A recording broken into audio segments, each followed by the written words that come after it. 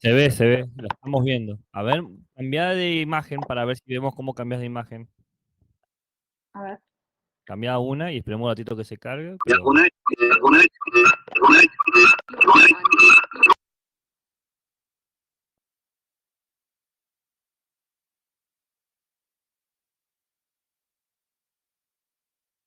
¿estás ahí, Fátima? Estoy acá. Mira, puedo mover lo que cargaste. Y ahí Ah, no lo acá pongo. está. Ay, genial. Ahí está, Gracias. ahí está. Bueno, Listo. gracias, Gabriel. Ahora sí. Bueno, hoy vamos a ver a Nietzsche en la parte de la ética, el espíritu de la música y el origen de la tragedia. Cualquier cosa, por favor, que no se entienda, algún comentario que quieran agregar o lo que deseen, si quieren me interrumpen, por favor, me lo ponen desde el chat, que acá, a diferencia del Google Meet, sí puedo verlo. O bueno, no sé, se desmutean quienes tienen el micrófono y me interrumpen. Bueno, como ya se había mencionado en las clases anteriores, Nietzsche, además de ser filósofo, también había estudiado filología, bien, es decir, las letras clásicas y antiguas. El origen de la tragedia se escribe entre el 1871 y el 1872 y fue reeditado en el 1886. Bien. Tanto Nietzsche como los filólogos de su época e incluso los de hoy en día se preguntan cómo alrededor del siglo VI a.C. nació esta forma artística tan compleja como la tragedia y cuál es el origen de la tragedia griega. ¿Saben ustedes qué es una tragedia? Empezando por ahí. Algo malo. Drama, sí. Evento feo.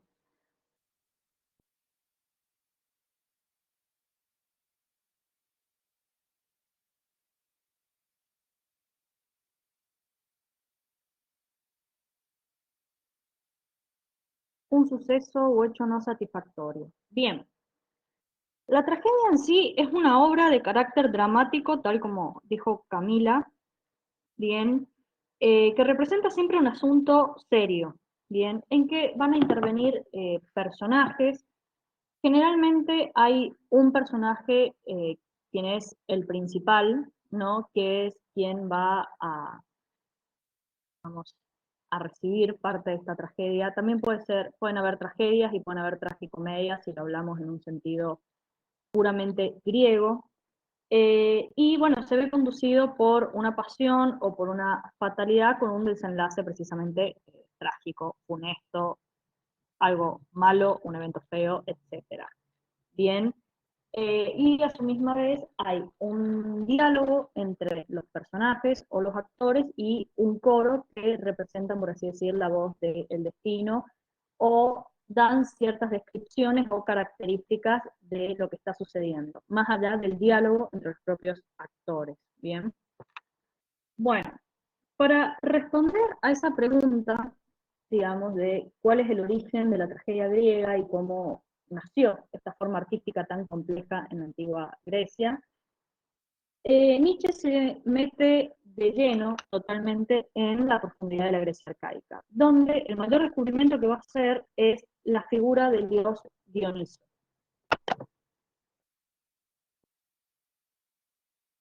¿Quién es Dionisio y qué significa, qué representa, qué simboliza, por qué es tan importante a la hora de hablar de la tragedia griega hablar de Dionisio?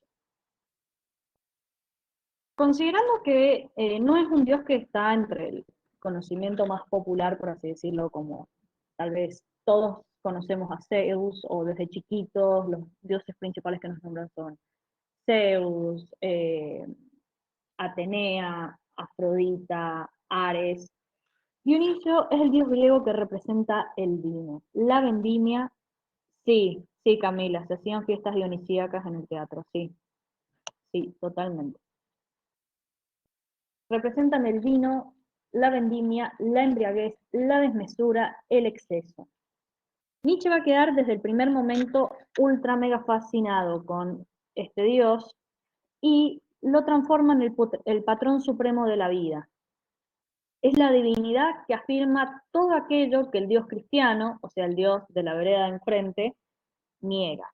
Nietzsche estaba muy en desacuerdo, digamos, con los valores éticos y morales de la religión cristiana, ¿no? Esta forma de ver la vida a través del resarcimiento, de la resignación, de pagar de los pecados, esta cuestión de los ideales ascéticos de la vida según el cura, de la vida según el párroco, eh, que, que, que de hecho hoy en día se sigue viendo mucho esta cuestión de la culpabilidad por los deseos corpóreos, por el exceso, etcétera.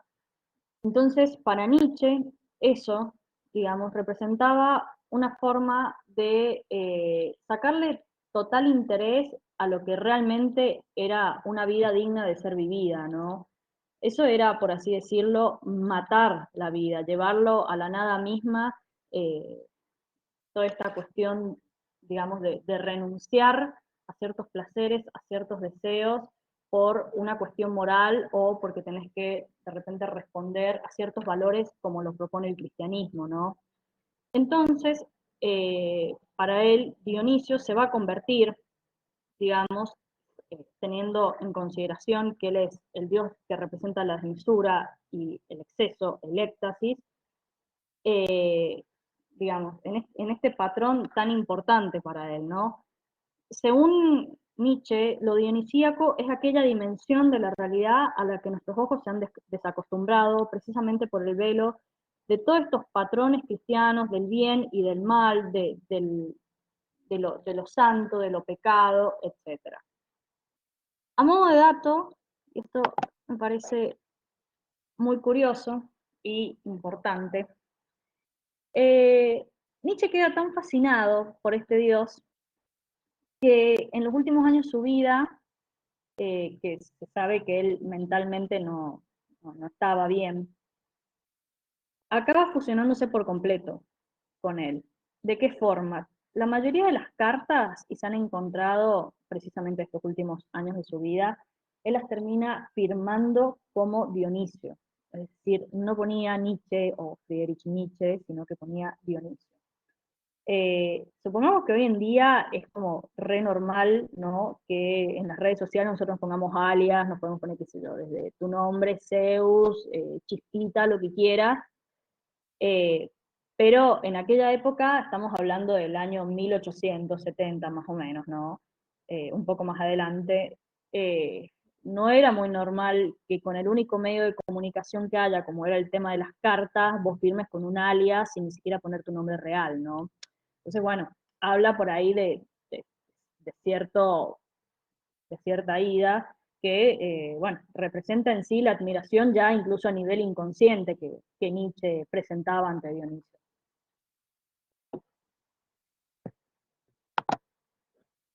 Dionisio en un aspecto es como el resto de los demás dioses. Bien, acá Dionisio está representado en Los Simpsons, no sé si vieron ese capítulo eh, en el cual representan la Odisea. Bueno, acá está representado por el gran Barney Gómez. No sé si les gustan Los Simpsons, yo supongo que sí. Representa a través de su figura algo particular como el resto de los dioses de la antigua Grecia, ¿no? O sea, en la antigua Grecia, que tenían, digamos, el pueblo, más que nada en la Grecia arcaica, eran politeístas, o sea, ellos veneraban o adoraban a varios dioses. Cada dios representaba algo particular de la realidad, ¿no? O sea, podía representar, no sé, desde, por ejemplo, Zeus, el rayo, eh, Eros, el amor, bueno, Dionisio representaba el vino, el éxtasis y la embriaguez, entre otras cosas, ¿no?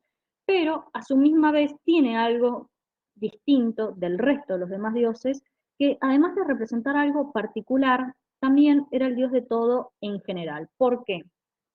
Porque era también el dios de la contradicción. Por lo tanto, todas las contradicciones del mundo, él las acogía en sí mismo. Es el Dios de todo en general y un Dios que reúne en su seno la totalidad de todo lo existente. Lo dionisíaco es como una metáfora que utiliza Nietzsche, bien, para expresar la vida en su conjunto. La vida en la pluralidad, el movimiento, el caos, y si muchas veces hay caos, hay contradicción. Nietzsche tiene una fuerte influencia en el origen de la tragedia y bueno, también a lo largo de su filosofía, ¿no? Pero hablando precisamente del origen de la tragedia, de Schopenhauer. Bien. Una pregunta, ¿se ve cómo se van pasando las diapositivas o se quedó en la primera? Porque en la clase anterior se quedó en la primera y me quise matar porque me enteré al final. Sí, se ve. Genial. Excelente. Bueno, entonces, cuando Nietzsche era estudiante, se vio sumamente atraído por la filosofía schopenhaueriana, bien, sobre todo de la obra del mundo como voluntad y representación, donde él considera que detrás de todos los fenómenos y hechos que suceden en el mundo hay como una fuerza ciega, ¿no? Que es la voluntad. Es decir, todo lo que existe, todos los seres individuales son en realidad una despersonalización en el espacio y en el tiempo de la voluntad, lo cual lo llama el principio de individuación. Vamos otra vez.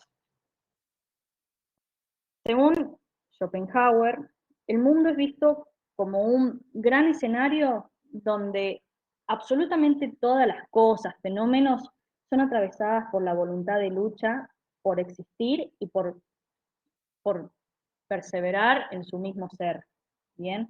Y esta voluntad se traduce en la forma en la que los humanos experimentan la vida como deseo y sufrimiento, o sea, es una forma sumamente pesimista de ver la vida, ¿bien? Eh, Aparte, esta cuestión de ver la vida como deseo y sufrimiento constante, el deseo muchas veces, y sobre todo desde la psicología y desde el psicoanálisis, se aborda como la falta de algo, ¿no? O sea, yo cuando deseo algo es cuando precisamente no tengo algo y quiero tenerlo. No importa lo que sea, puede ser, qué sé yo, desde una, no sé, yo por ejemplo ahora tengo ganas de comerme una hamburguesa, qué sé yo, una McDonald's, o puedo desear, no sé, cualquier cosa lo más grande que sea, desde lo más mínimo, desde lo físico, algo emocional. Eh, Perdón, ahí está. Me había salido algo en la pantalla. Entonces, siempre el deseo implica la falta de algo. Yo deseo aquello que en este momento no estoy teniendo. Y muchas veces cuando yo satisfago, por así decir, ese deseo, llega otro. Entonces lo que a mí me demuestra es que constantemente estás en falta de algo. Bien. Eso representa este deseo. No hay nadie que pueda estar 100% y plenamente en su vida durante todo su trayecto satisfecho constantemente. Siempre algo estás deseando, algo estás queriendo, en mayor o menor medida, ¿bien? Y eso que vos estás deseando quiere decir algo que vos no tenés, que quizás podés tenerlo o no podés tenerlo, pero lo que es sabido es que vos una vez que lo tenés, querés otra cosa y por ahí querés más, etcétera. Entonces, de alguna forma se termina transformando en un fuerte pesimismo. Perdón, me están dele salir cosas en la pantalla y no sé por qué. Bueno,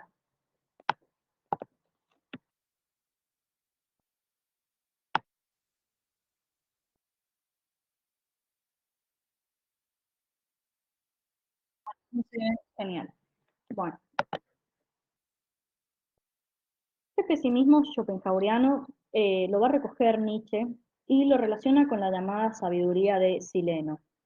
No sé si la habrán escuchado alguna vez, pero es bastante interesante.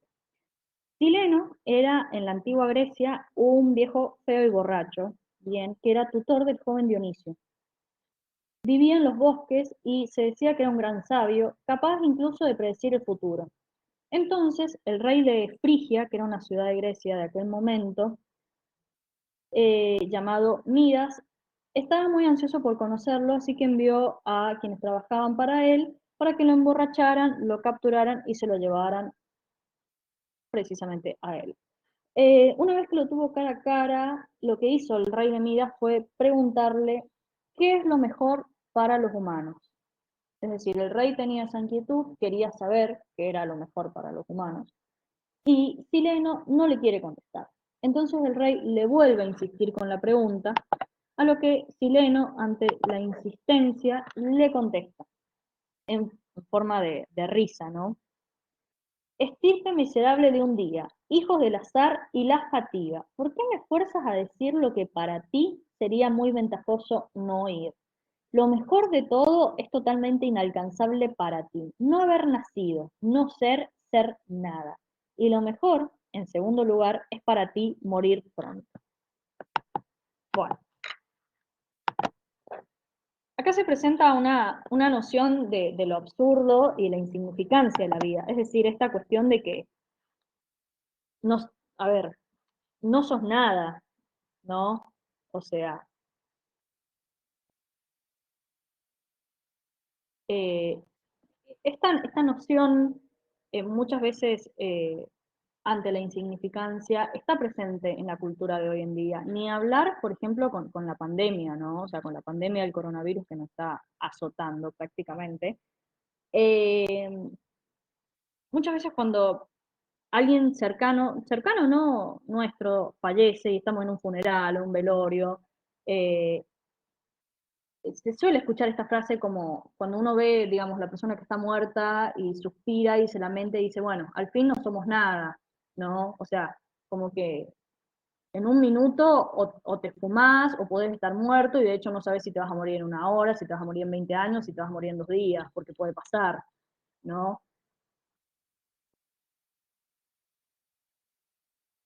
En la antigua, o sea, en la Grecia arcaica, esto era un pensamiento, digamos, que estaba establecido en la sociedad. O sea, no hacía falta que vayan a un funeral o que alguien muera de repente para que uno tenga esos pensamientos. Esto era el habitué de aquella época, digamos, concebir la vida de esta forma. Bien, de hecho, Sileno, cuando le preguntan, ¿no? ¿Qué es lo mejor para el humano? Él lo contesta en modo de risa, él no lo dice suspirando, como algo con pesadez, o sea, para él está sumamente asumido esta forma de ver la vida tan pesimista y en este sentido tan existencialista incluso. Bien, entonces, desde la perspectiva dionisíaca o trágica que Nietzsche rescata, conocer significa acceder a esta verdad que enuncia Sileno. ¿Pero de qué forma? Hay como una comparación con la teoría del conocimiento de aquel momento, ¿bien? En la cual es a través de una concordancia en lo que yo pienso o enuncio tiene que concordar con la realidad. Es decir, por ejemplo, si yo observo un objeto que se identifica como mesa y yo digo que eso es una mesa, estaría coincidiendo lo que yo pienso y enuncio con lo que el objeto es en realidad. Para Nietzsche, el conocimiento nuestro dentro de nuestras posibilidades y limitaciones como humanos es verdadero si está de acuerdo con esta enseñanza existencial y cósmica de Sileno, es decir, esta noción de que, bueno, realmente no somos nada, ¿no? Y de que estamos tapados por un montón de limitaciones humanas, que eso de alguna forma no nos permite tener un conocimiento de lo que se puede considerar verdadero del mundo. Es decir, el ser humano está súper limitado y si tiene algún permiso para poder conocer es gracias a los sentidos, pero tampoco eso es un conducto 100% confiable para conocer y decir de que vos conocés la verdad. O sea, para Nietzsche en ese sentido la seguridad de la verdad, no. O sea, estás atado a tus propias limitaciones como ser humano para poder conocer. Bien, entonces, lo que se pregunta es, dentro de esto, que termina siendo peligroso y a la misma vez autodestructivo, ¿no? Porque si yo caigo en este círculo vicioso de cómo o para qué voy a seguir viviendo, si haga lo que haga voy a estar condenado sin sentido, o sea, a ver, ¿para qué voy a estudiar? ¿Para qué voy a terminar el secundario? Si mañana, si total, en algún momento me voy a morir, ¿para qué voy a estudiar una carrera universitaria y si total me voy a morir? ¿Para qué voy a hacer tal cosa si te morís igual, ¿no? Entonces, ¿cómo haces en este sinsentido como para retomar y decir, bueno, nada, sigo haciendo, no sé, sigo o con proyecciones o con mis planes o etcétera? Entonces lo que da Nietzsche muchas veces es la solución del budista, por así decirlo, que eh, es una solución que él la toma para en un cierto desarrollo, un grado como muy alto a nivel espiritual, ¿no? En la cual es refugiarse en el propio interior nuestro y ahí vaciarnos, minimizando el deseo, o sea, la falta y la noción de carencia de algo, que es interpretado como la causa última del sufrimiento, ¿no? Entonces, sabido esto, retomamos a la mitología griega, volvemos a algo divertido de Dionisio, bien, y que son sus rituales. Dionisio siempre estaba acostumbrado a acompañarse de una corte de sátiros. No sé si acá ven la figura número 1, que sale un hombre tocando un instrumento. Bueno, si ven bien, acá arriba tiene como unos cuernitos. Los sátiros eran en parte hombres y parte cabra, ¿bien? O sea, recordemos que estamos hablando dentro de la mitología griega y lo que serían la tradición popular de ellos, ¿bien? Por otro lado, acá en la figura 2, que por lo que veo se me ha corrido, están las ménades. ¿Qué son las ménades? Las ménades eran las mujeres que se encargaron de alguna forma de la crianza de este dios Dioniso, y que posteriormente se dice que fueron poseídas por él, quien les inspiró una locura mística. Bien. En muchas fuentes, las ménades, por ejemplo, y las bacantes, que eran como estas mujeres que siempre estaban en las fiestas y rituales, son sinónimos, bien, pero también se puede traducir como las que desvarían. Se las conocía como mujeres en un estado salvaje y de vida enajenadas con la que era imposible razonar, es decir, estaban en una constante situación de éxtasis, por así decirlo. Bien. Y acá en la figura número 3 me pareció copada la imagen, está Dionisio ahí sentado como una especie de trono, bien, y hay un sátiro que le está dando uvas, ¿no? Obviamente uvas en representación al vino, ¿no? Bien. En estas fiestas, que eran en, en celebración o rituales a Dioniso, se la pasaban vagando por el mundo, danzando en forma frenética en una fiesta continua de música y vino, ¿bien? Y si se la pasaban en una forma frenética, con música y vino, por supuesto que terminaba en una embriaguez total, ¿bien? Eh, los acompañantes que se unían a estas fiestas, tal como lo había dicho Camila más arriba, que eran, digamos, los mortales, por así decirlo, las personas, los ciudadanos de los pueblos, se disfrazaban con máscaras y pieles de animales y entonaban cantos llamados ditirambos, que eran cantos de aquella época con una métrica especial, bien, eran cantos al fin y al cabo, y bebían y bailaban hasta llegar al éxtasis, bien. Cabe destacar que esto de beber y bailar es literalmente como le dicen hoy darse en la pera, es embriagarse, bailar y cantar literalmente al punto de que no había mañana, ¿bien? Es un estado de éxtasis, es un punto culmine realmente. Gracias a esta excitación de los sentidos, ¿no? Producto del vino, de la música, de la euforia, etcétera, los individuos se decía que de esta forma podían entrar al reino de lo dionisíaco, olvidando así de sí mismo y sintiéndose miembros de una comunidad superior. Esto es una forma muy abstracta, ¿no? Pero es la forma, digamos, en la que Nietzsche representa eh, cómo es estar en este mundo dionisíaco. que sería como sacarse un velo de los ojos que no nos permite ver que detrás de toda la variedad de creencias y cosas que el humano inventa y que el humano crea y todo, en realidad solo hay una única verdad como un uno o como un todo. Bien, en este éxtasis, ¿vamos bien hasta ahí? ¿Se entiende? ¿O hay algo que quieren que repita? O lo que sea.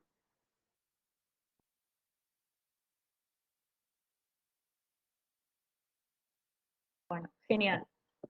Vuelvo a lo mismo. Cualquier cosa me interrumpen.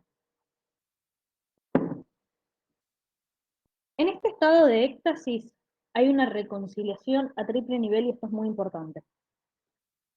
Sobre todo desde el punto de vista antropológico, o sea, desde el humano en sí y desde la ética y lo social. ¿Por qué? Porque el primer estado de esta triple reconciliación es el estado natural, ¿bien?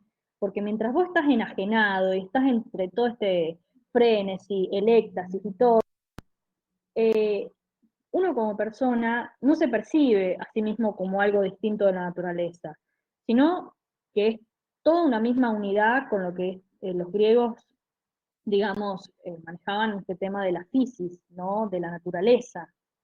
Por otra parte, el lado social, y esto me parece muy importante, sobre todo porque lo estamos abordando desde la ética, porque el éxtasis dionisíaco es una experiencia social, o sea, son fiestas y rituales, por lo tanto, son experiencias sociales compartidas y que a través de eso se iguala el grupo de seres humanos que comparten la experiencia.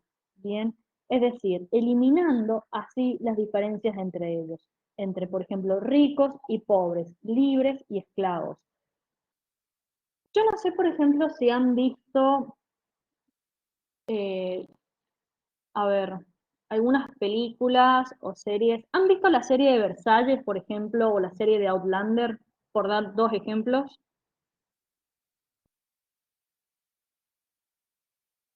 Sí, bueno, contestó Mercedes nada más, así que supongo que el resto no las debe haber visto, pero estoy pensando si hay alguna otra serie conocida o película. No. Hmm. Bueno, voy a tratar de explicarlo. Generalmente, sobre todo en la modernidad, cuando es más representado o fines del medioevo, generalmente los reyes o las personas de un alto rango social, ¿no? Ya sean reyes,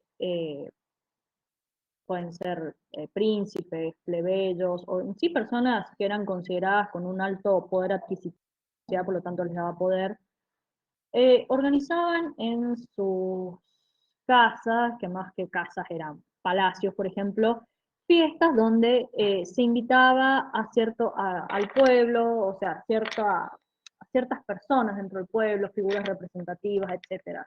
Y en todas esas fiestas siempre se ve como muy marcada, por ejemplo, las diferencias de los estatus sociales, ¿no? O sea, nunca ibas a encontrar a lo que era conocido como la plebe, por así decirlo, la clase media baja en las fiestas de ellos, si no era con otro fin que el de la servidumbre, por ejemplo, ¿no? O sea, siempre los ibas a ver o atendiendo a las personas o encargándose, por ejemplo, del servicio de catering, etcétera. A lo mismo que también estaba muy dividido y muy fragmentado por la indumentaria, por ejemplo, que manejaban. O sea, nunca ibas a ver a un príncipe o a un invitado de la élite social vestido de la misma forma que alguien que no estaba dentro de esa categoría social. Por ejemplo, había un montón, o sea, de hecho, ni siquiera un montón de veces se los saludaba. Eh, Eran muchas las diferencias, y esto también implica un ritual, por ejemplo, de aquella época, cómo se manejaban en los eventos sociales y en las fiestas. Eran líneas muy marcadas y generalmente nunca se juntaban. Las mujeres tenían el mismo nivel que los esclavos. Sí, sí, Camila. En la, ¿Te referís a la antigua Grecia o también estás hablando del medioevo, la modernidad? Sí, sí. De hecho, en esto si me equivoco, por favor que me corrija para mano, Gabriel.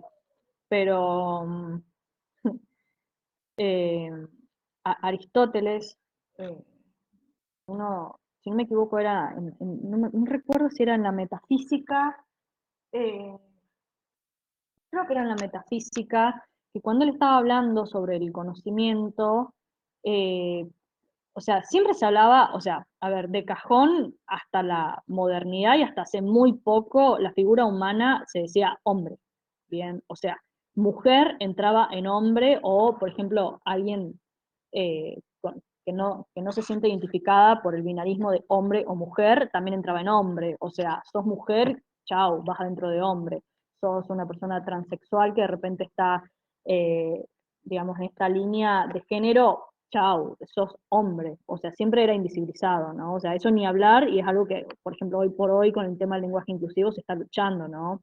Que podés pensar bien o podés pensar mal, pero es una realidad que está atravesando nuestro lenguaje, ¿no? Porque también a partir de nuestro lenguaje es como nosotros vemos y concebimos el mundo. Pero, para Aristóteles, la mujer estaba dentro del reino animal, o sea, partiendo quizás de una cuestión darwiniana o de una teoría de la evolución, los humanos en sí estamos en el reino animal, pero a nivel de conocimiento, por ejemplo, Aristóteles y los griegos en sí no consideraban a la mujer como, como alguien que pueda conocer, sino que para ellos tenía, digamos, la misma noción o la misma capacidad, digamos, intelectiva que un oso, que un perro, que un animal. Entonces sí, es absolutamente, más allá de horrible, también habla en cierta forma de un antropocentrismo muy exacerbado, ¿no? Que incluso algo ha cambiado hoy en día, pero lo seguimos viendo. Eh, Habían mujeres filósofas, sí, pero no eran reconocidas como tal. No me puedo acordar el nombre de esta mujer que hacía filosofía tan importante, pero en la antigua Grecia, no sé si Gabriel, Hipatía era muy, era uno de los casos, digamos, de mujeres filósofas en la antigüedad que más trascendió, pero generalmente siempre eran, por así decirlo, muy invisibilizadas, no eran consideradas como tal, eh, y de hecho eh, también siguió sucediendo en el medioevo y en gran parte y en la modernidad, ¿no? O sea, muchas veces el nombre de una mujer siempre tenía que ser tapado con anónimo, o sea, no, no, y de hecho si se revisa la historia de la filosofía, ahí contestó Gabriel, Sosípatra, Melissa, Eumitis y Areta. De hecho, si revisa la historia de la filosofía en sí, o sea, el 99% de los autores que se dan tradicionalmente son todos hombres. O sea, ¿cuántas son las mujeres que se dan o que se conocen a través de la filosofía? Son muy pocas. Entonces, esto se descubrió en la época contemporánea, claro. Sí, sí. Sí, porque antes, es más, o sea, esto es una pregunta incluso de ahora, antes ni se preguntaba, era como, era lo normal, o sea, a nadie le importaba, lo peor de todo, a nadie le hacía ruido que no hubiese el nombre de una mujer en la historia de la filosofía, por ejemplo, y lo puedes llevar a todos los planos, ¿no? O sea, de cualquier carrera o de cualquier asignatura que vos analices, está bueno hacer este ejercicio de pensar, bueno, entre todas estas personas que se mencionan, cuántas son hombres, cuántas son mujeres? Eh, ¿Hubo, por ejemplo, algún caso que se conozca de alguna persona, por ejemplo, transgénero, alguien no identificado? O sea, si hablamos de la cuestión transgénero o fuera de este binarismo, o sea, yo la verdad no conozco ninguno, o a ninguna, o a ninguno. No sé, en el caso de Gabriel, si conoce a alguien en la historia de la filosofía que haya sido reconocido como tal. En mi caso no. Entonces, está bueno hacer esto como un ejercicio, digamos, de cuestionarse, bueno, entre toda la gente que siempre se menciona, ¿cuáles son las características que se repiten? Ah, pertenecen todos a tal grupo. Ah, son todos de este lugar, de este. Entonces, es un ejercicio bastante bueno para hacer, sobre todo para ir reconstruyendo ciertas características de la historia y de nuestra historia que se fueron perdiendo, se fueron dejando atrás a propósito o porque estaba naturalizado ver la vida de una forma, entonces es como genial. Eh, Continuando, solo un caso de travestismo conozco. Bien. Ahí lo que escuchan llorando atrás es mi perro que está enojado porque evidentemente quiere salir. Pero bueno, va a salir después. Lo comento por si lo escuchan llorando por ahí atrás. Una vez hablado de mientras Gabriel sigue escribiendo, pensadoras que se hacían pasar por hombres para estudiar o discutir. Sí, sí, es terrible. Es terrible. Y como Mulan, sí, tal cual, sí.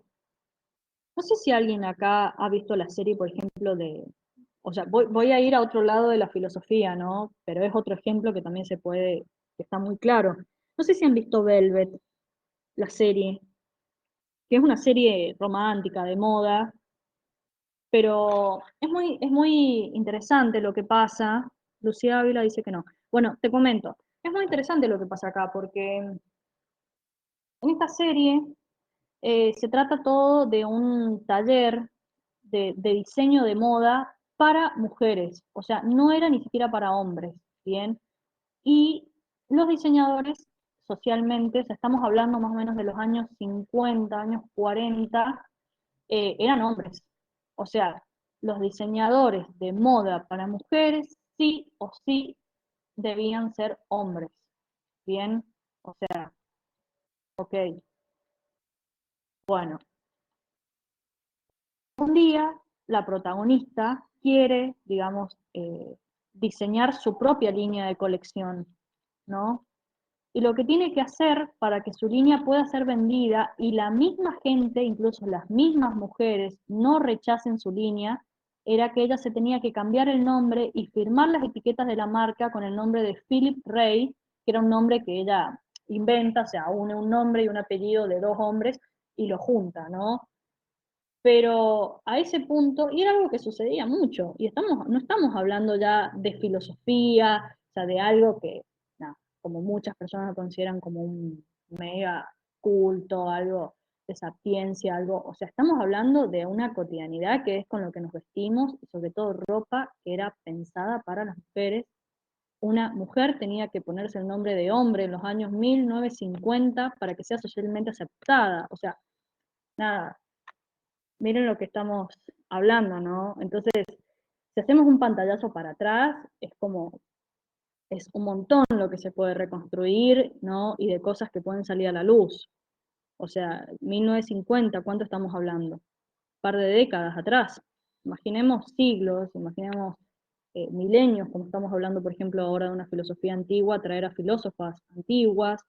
Es muy interesante y es mucho lo que se puede hacer a partir de eso. Retomando el tema de Nietzsche y de Dionisio. Bien, acá estoy viendo que se me volvió a correr la diapositiva, pero lo voy a leer para que se entienda. Nietzsche, a partir, digamos, de lo que genera este estado de éxtasis, bien, eh, con esta triple reconciliación que habíamos hablado en la diapositiva anterior, de la natural, la social, la personal, lo que va a decir es que partiendo del origen, de buscar el origen de la tragedia, o sea, tratando de rastrear estas fuentes de la sabiduría popular griega, en el camino de su búsqueda, digamos, se dio cuenta que en estas fiestas, ¿no?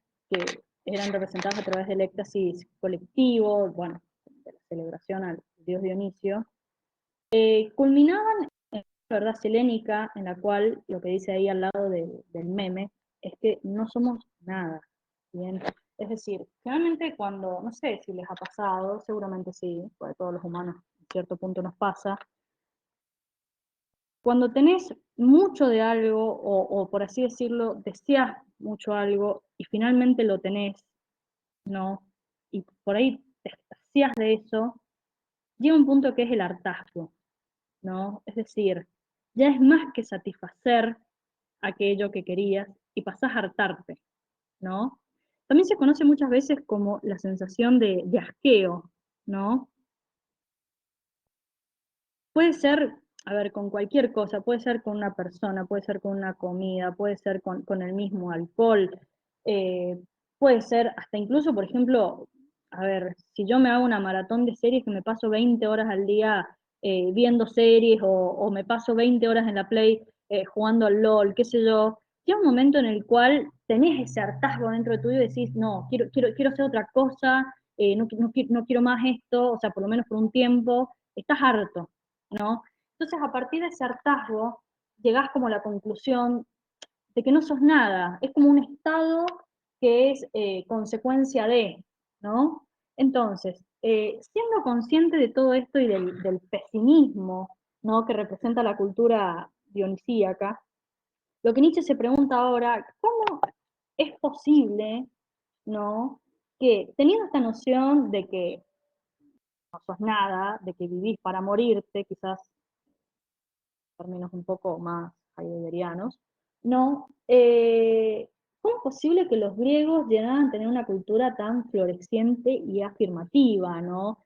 Porque si bien se sabe en un montón de libros, seguramente se lee, y la forma de estudiar la antigua Grecia era como Grecia, la cuna del saber, Grecia, el origen de la filosofía, el origen de la matemática, el origen de las artes, o sea, Grecia no es visto de una forma pesimista como una sociedad autodestructiva que se la pasaba, qué sé yo, de fiesta en fiesta, volándose la cabeza y todo. Grecia es visto como una fuente de sabiduría, y eso generalmente siempre ha sido así. Entonces lo que se pregunta Nietzsche es cómo, teniendo esta sabiduría popular, pudo haber terminado siendo, digamos, lo que fue, ¿no?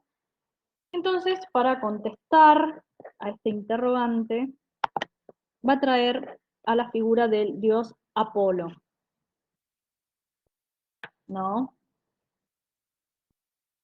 ¿Quién fue Apolo? ¿Qué representa Apolo? ¿Y por qué es tan importante para ponerle un sello a esta investigación, si quiere decir así, o esta búsqueda de cuál era el origen de la tragedia griega, Nietzsche, ¿no? El dios Apolo representa la figura de la claridad y la belleza. Antes de seguir, ¿estamos hasta ahí o quedó alguna duda?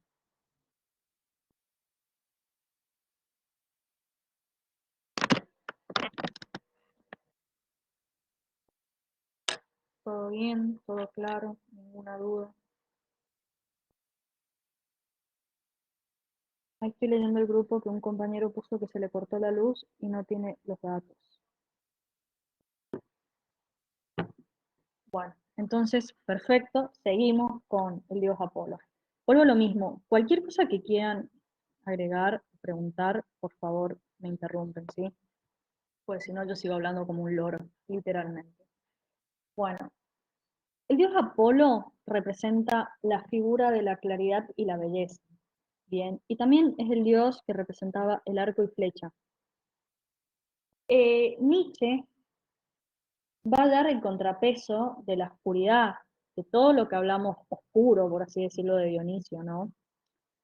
Ya que el estado de embriaguez, de éxtasis, las fiestas, de las formas, los rituales que los daba, con, con orgía, eh, éxtasis, alcoholismo, o sea, alcoholismo en el sentido de beber hasta extra saciarse de vino, ¿no?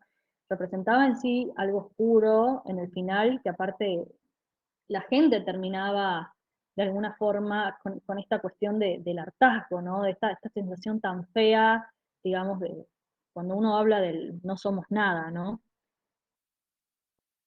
Entonces, en la vereda de enfrente va a estar, por otro lado, Apolo, que va a representar el límite y la forma, o sea, ante la desmesura y el exceso de Dionisio, tenemos el límite de Apolo. Donde hay exceso, Apolo pone el límite, ¿no? Apolo representa la ensoñación y la fantasía, donde Dionisio representa la embriaguez, que son dos cosas muy distintas, ¿no? Bueno, es la divinidad de las apariencias, de las artes plásticas, de la escultura y de la arquitectura. Y esto es muy importante aclarar porque, al contrario, Dionisio es el dueño de todo aquello que se puede sentir pero no ver, como por ejemplo la música, ¿no? Yo la música no la puedo ver, pero sí la puedo sentir. Apolo es el dios de todo lo que se puede ver, es decir, la arquitectura la puedo ver, la escultura la puedo ver, las artes plásticas la puedo ver. Bien, la sabiduría apolínea no se parece en absolutamente nada a la dionisíaca. Apolo con las flechas nos transmite un conocimiento preciso y a distancia, es decir, es algo con cautela, algo que quiere decir premeditado, ¿no? Dionisio, en cambio, nos revela a sacudidas, que es muy distinto a que sea con la ligereza del toque de una flecha, que te sacudan, ¿no? Entrando en nuestro cuerpo a partir del vino. A partir de esto, Nietzsche cree haber descubierto en la pareja de Apolo y Dionisio, bien, una herramienta útil para estudiar el desarrollo del arte griego. Tanto es así que afirma haber descubierto el enigma del origen de la tragedia griega, considerando la tragedia como la unión entre los instintos antagónicos de lo apolíneo y lo dionisíaco. Si quieren pueden representarlo, por ejemplo, con la figura, qué sé yo, algo que todos conocemos, el yin y el yang, ¿no?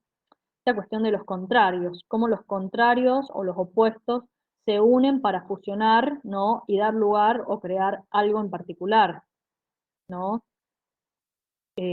No sé si han visto, por ejemplo, a Heráclito de Efeso en los presocráticos.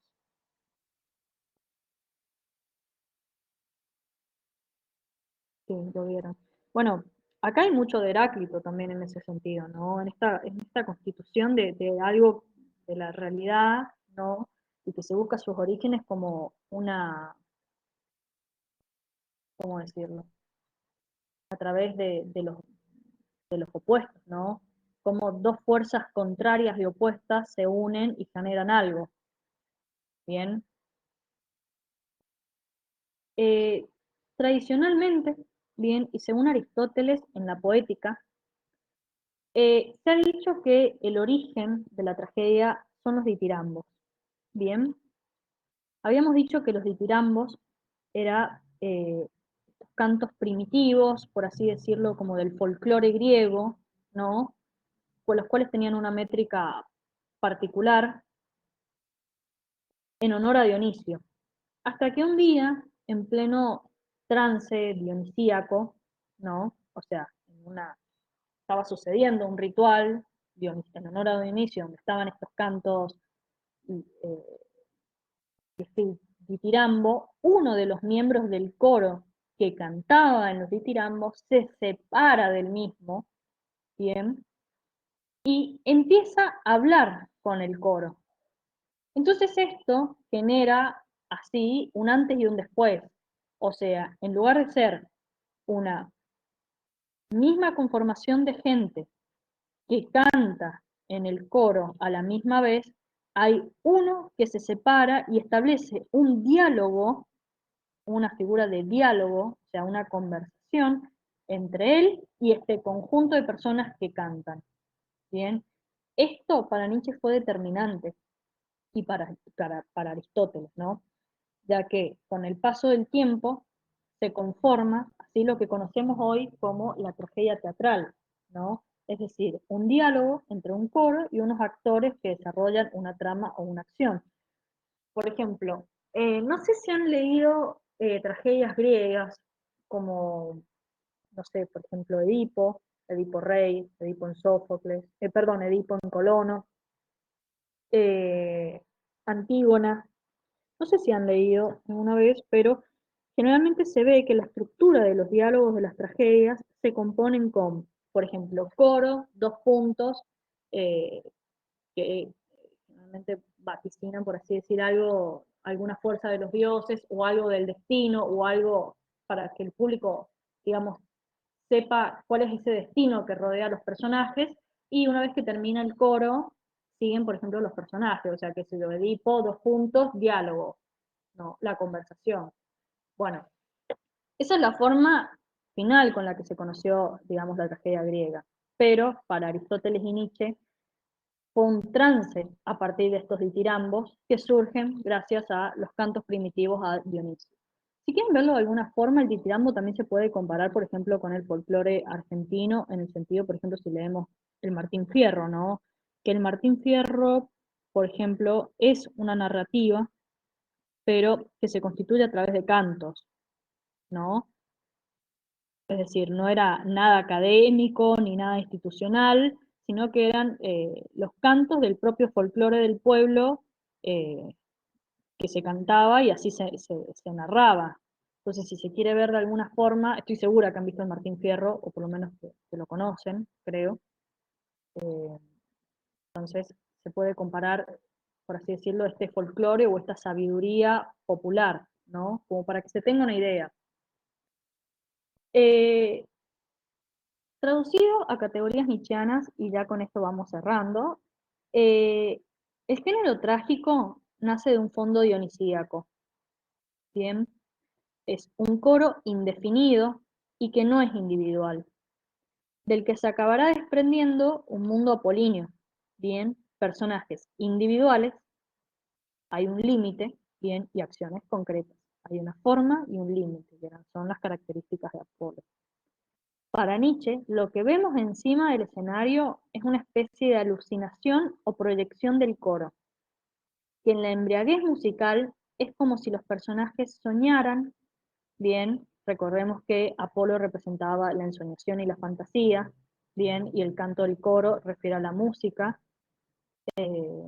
dionisíaca, bien, y los personajes y la trama, de este modo, consiguen representar lo irrepresentable, humanizar lo sobrehumano y significar lo que está fuera de escena.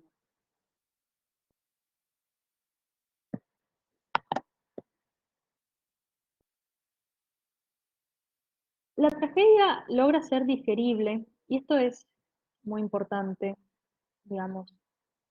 ¿Por qué es importante la tragedia para los griegos? ¿Por qué a Nietzsche, que era un apasionado por los griegos, y bueno, a los filólogos en sí, por supuesto, le interesa tanto la tragedia? ¿Por qué la tragedia tiene un peso tan importante en la cultura griega? ¿Y por qué trascendió tanto a través de los siglos? Es algo milenario a la misma vez, ¿no? Eh, Porque tiene la capacidad de lograr hacer digerible la terrible verdad que enunciaba Sileno, ¿no? En esta cuestión de que al fin y al cabo, después de darte con todo, si querés decirlo así, te das cuenta de que no sos nada, ¿no? De que, o sea, tenés una finitud, tenés un tiempo límite en este mundo. O sea, y que tarde o temprano te vas a morir. Y eso, nada, como que no le copa a nadie. O no sé, por lo menos a mí no, creo, no me copa la idea de saber que mañana me puedo morir. O sea, qué sé yo. Si es así, en teoría, nadie haría nada, ¿no? O sea, ¿para qué vas a estudiar si te vas a morir? O sea, por ejemplo, ¿no? O sea, si te puedes morir mañana. O sea, como no es un entusiasmo muy fuerte tener conciencia y noción de eso, de tu finitud humana, para seguir viviendo, ¿no? O sea, y la verdad es que vivir así se torna insoportable, es casi imposible vivir toda la vida, las 24 horas, los 7 días de la semana, así, ¿no?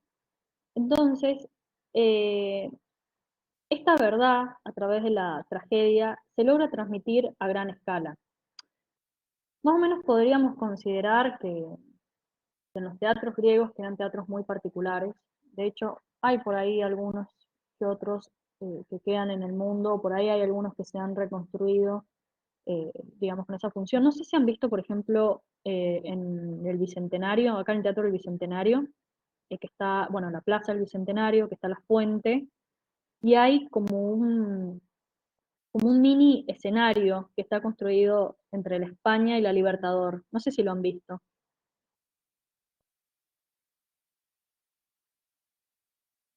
Que está construido para abajo.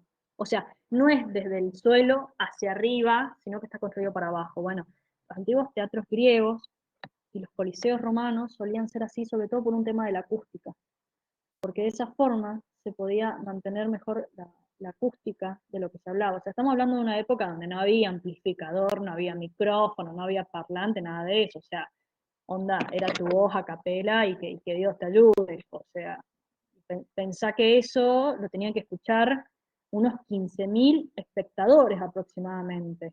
Entonces, de esa forma se podía asegurar que la acústica haga eco, ¿no? Entonces se escuche como corresponde para que todos pudieran disfrutar la obra. Y en estas tragedias, precisamente pasaba esto como habíamos hablado al principio de la clase. Claro, sí, es que es un anfiteatro, en cierta, o sea, sí, es un anfiteatro.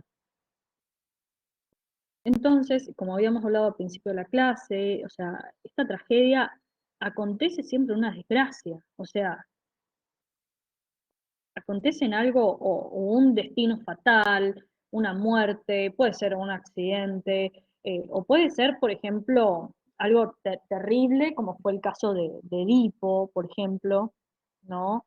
Que era la cuestión del incesto, ¿no? O sea, que Edipo se termina dando cuenta que, sin saberlo él, por ejemplo, que es una obra de Sófocles, que había consumado amor con su madre, ¿no? O sea, y eso es algo trágico realmente. O sea, olvídate, o sea, no hay con qué darle. Entonces, la gente participando, ¿no? De esta serie de espectáculos, de estas obras, de todo esto artístico, lograba, por así decirlo, por un lado, asimilar la pequeñez, bien, de que no es una persona en el mundo a la que le suceden todas las tragedias, sino que en cierta parte a todos nos pasa y todos compartimos ese sentimiento de lo trágico, ¿no? O sea, eso está claro en el sentido de nuestra misma finitud, como lo veníamos hablando, ¿no? Pero a la misma vez era algo liberador, ¿no?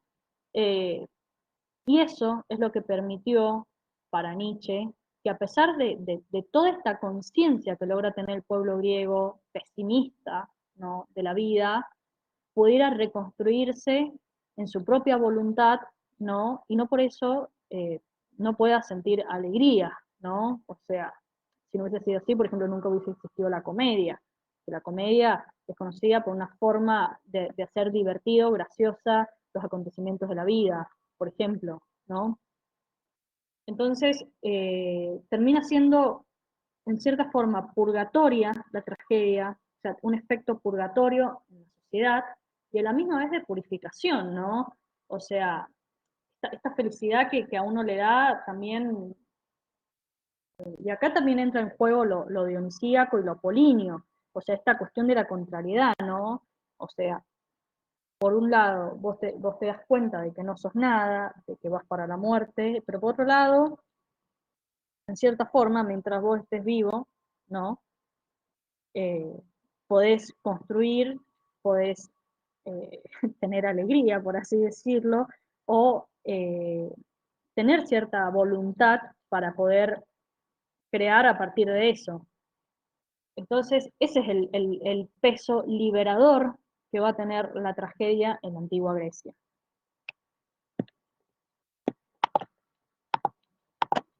No sé si tienen alguna duda. En teoría, hasta acá terminaríamos. No sé si Gabriel quiere aportar algo, o decir algo, o bueno, no sé. Y si ustedes.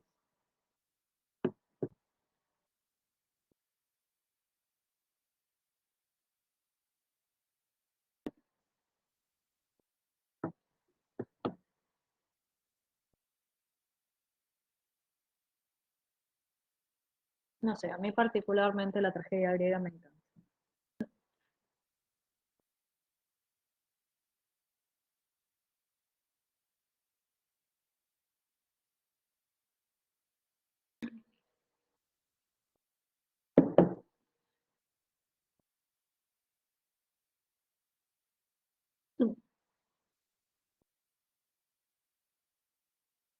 Comedia blanca, drama negro. Camila está haciendo como su propio yin yang de lo apolíneo y lo dionisíaco, me parece. O quizás es algo que está fuera de mis conocimientos. Comedia blanca y un drama negro, pero qué copado.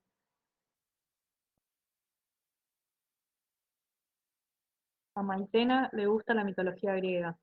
Sí, es interesantísimo. Lo que tiene la mitología griega es que vos entrás, o sea, para quien le gusta, obvio, ¿no? O sea, a la gente que no le gusta nada, es como, qué sé yo, como a alguien no le gusta algo, ni te interesa, pero cuando te gusta la filosofía, la mitología griega tiene eso de que entrás, pero ya no salís. Aparte, siempre, siempre es como que vas a más y más fuentes y más, siempre hay más contenido, es increíble.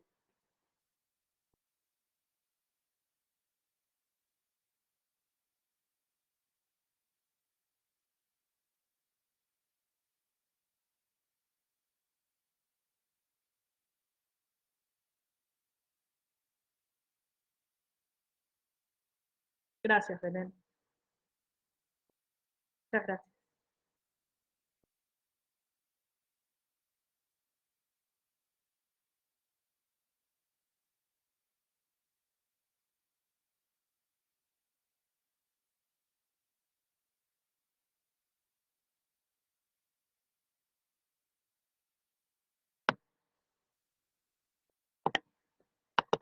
Ah, sí, los memes. Sí, encima encontré un montón de memes, pero bueno, tuve que seleccionar cuáles poner, pero sí. Sí, sé que Gabriel los tiene muy bien acostumbrados con memes. Me parece perfecto, me parece genial.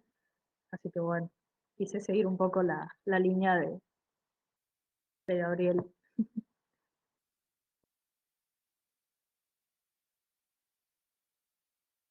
Gracias, Camila.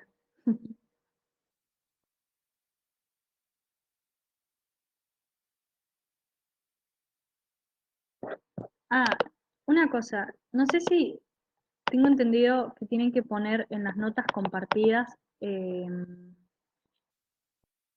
la asistencia. No, no sé cómo es eso. No sé si.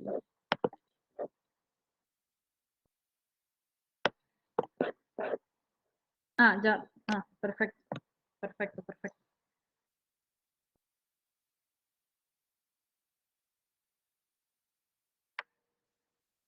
Bueno, no sé si quieren hablar de algo más o algo relacionado.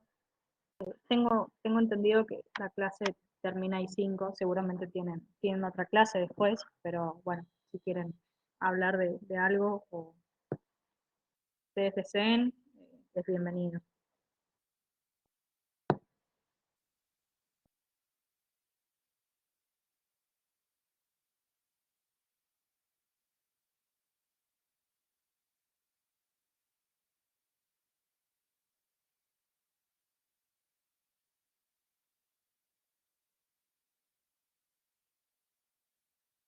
¿Cuál es mi filósofo favorito?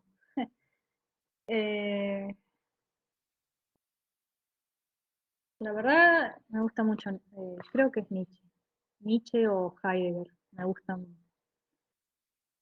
mucho ellos dos. O sea, así, onda, mis favoritos. eh, Desde que lo conocí en el secundario, que yo tuve filosofía por primera vez en sexto, fue Nietzsche, siempre. Y después en la facu conocí a Heidegger y fue como que también me enamoré, así que es como de los dos. ¿El de ustedes quién es?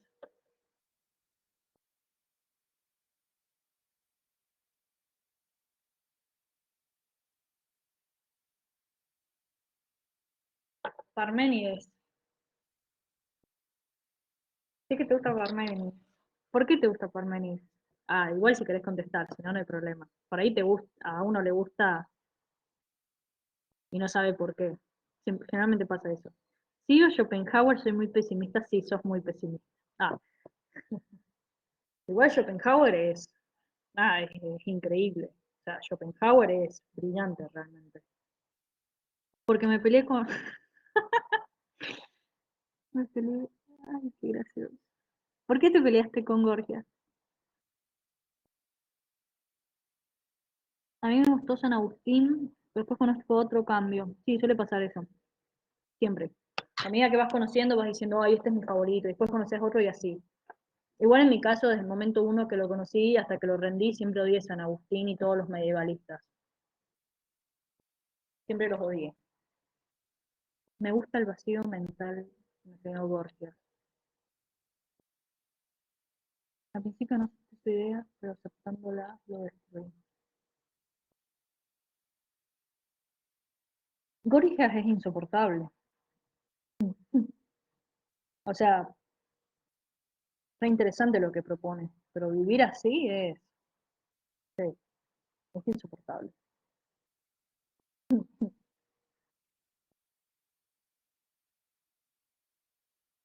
Me cae mal, pero me dejó pensando.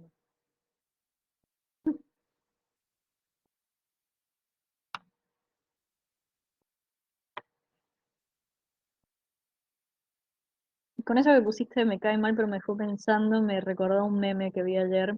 No me acuerdo de qué filósofo era, pero que le decían así, nadie deja de hablar mal de vos por tu filosofía tan mal hecha, una cosa así.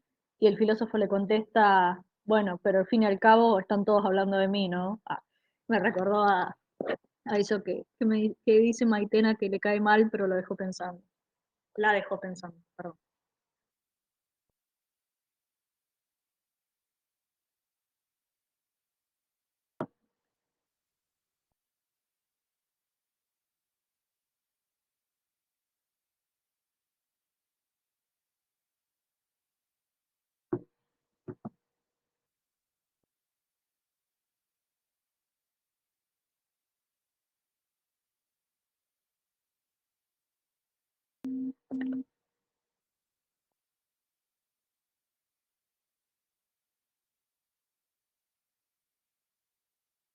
Así que les gusta Borges, por lo que veo.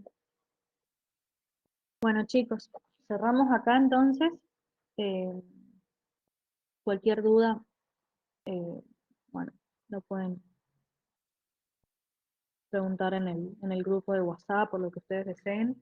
Si quieren, les paso el PowerPoint, no tengo problema, aunque está hecho de una forma muy humilde. Bueno, suerte chicos, que estén muy bien, nos vemos. Gracias a ustedes. Y gracias a Gabriel que me cedió el espacio. Si no hubiese sido por la humildad de Gabriel, imposible.